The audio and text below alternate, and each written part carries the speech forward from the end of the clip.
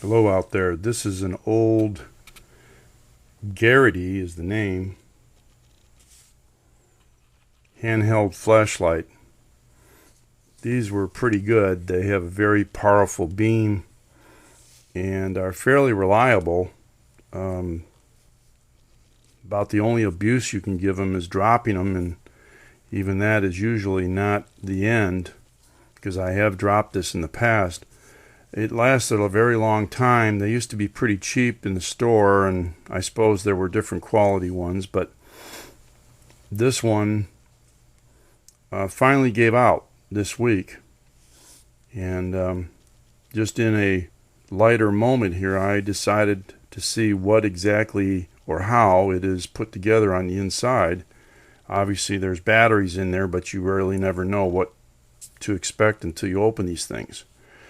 They don't look easy to open, but a little bit of practice and patience and you can pretty much open these undamaged. I just reassembled this. It wasn't very difficult to open, actually. You just have to know how to do it, and like I said, have the right tools and some patience. The first thing you want to do, and you can use a simple screwdriver to help you on this, or a painter's tool like this, is remove this plastic grip here. You just start in a corner and you peel it, and if you're lucky and they haven't glued it real tight, it just comes off. Like I said, I've already done this, but this is to show you what I've done.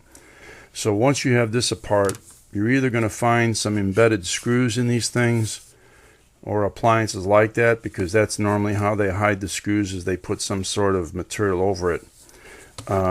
And that goes for anything. You just have to be suspicious of how they're put together, and then that will help you. Anyway, in this hole right here in the corner, that's just for putting some kind of cord through there. Once you've done that, you're going to use the broadest flat tool you can to get into the seam here. By that I mean, if you use a screwdriver blade, you're going to curl up the plastic and damage it, and probably maybe even crack the case. By using something with a broad edge like this, it really helps to keep it from being destroyed, as you might put it. Although in this case it's not a big deal to break a little piece on this thing. Anyhow, once you start working this into here and you're able to pry it open, usually they may just snap open, and that was the case on this one. One-handed here, I'll try to reopen it. It just came apart. See if I can get that open here without dropping the camera, and that's it, really. So break off a little edge, true, but in this case I would want to be able to reopen this thing anyway. I'm going to show you what I did here. I looked in here, and what you're seeing is the actual original setup in here. Pretty simple. Sometimes this switch will fall out when you open it. Don't panic, it just gets mounted back in there. This one fell out. It just mounts in a slot here. Not a big deal. But anyway, the big thing here is I expected to find a battery pack in here. And when I say battery pack, I mean they put the batteries together and they solder them together with a tab on both ends. And if they do that, it sometimes can be hopeless to do anything with these things, because it's tough to work that once you have that situation. However, I was stunned on this one. These are AA batteries. The batteries were simply just put in here, just like you put a battery into a tool, and they pop right out.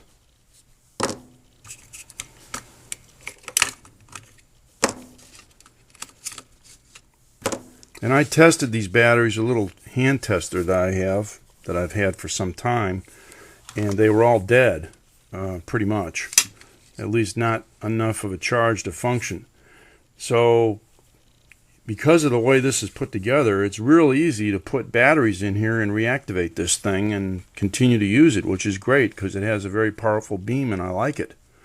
And that's what I'm going to do. So I actually took out some new batteries I have, and I've already installed them and tested this, and it's just right back up to snuff. What I'll do is I'll put the case together and just run a piece of electrician's tape around it to hold it together if it needs. It did snap back together, but it probably is going to need something to hold it. As far as this grip is concerned, well, I can either tape over that or just forget it. I'm more interested in the flashlight than the grip, but putting these batteries back in here is pretty much a cinch. As you can see, I'm doing this one-handed, which is not easy when you're holding a camera. I'll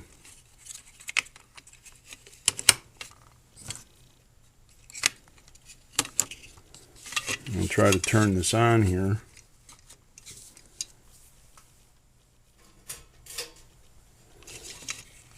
And there we have a nice bright flashlight again, just like I had before.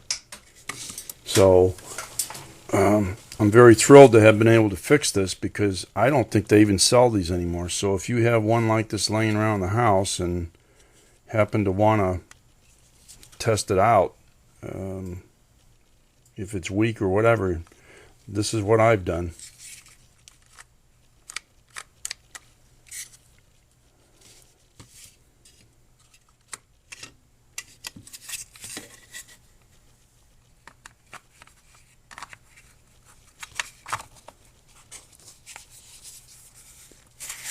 So I've just put it back together here, and it's going to do its job.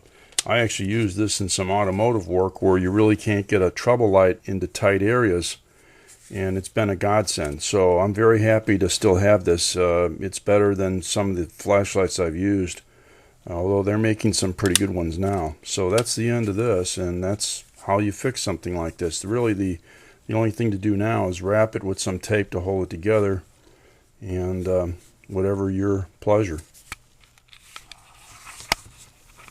Oh, P.S. on this repair, I will probably use a slice of this HVAC aluminum tape. It has a very firm grip. It doesn't peel as easily.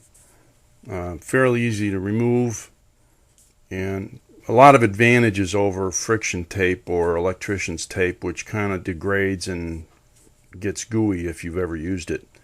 This stuff is more expensive in a roll, but I've used it quite a bit and I like it. Oh, and I just used double-sided tape to hold the grip cover back in here, back on this thing. So I put a bunch of strips in there and works like new.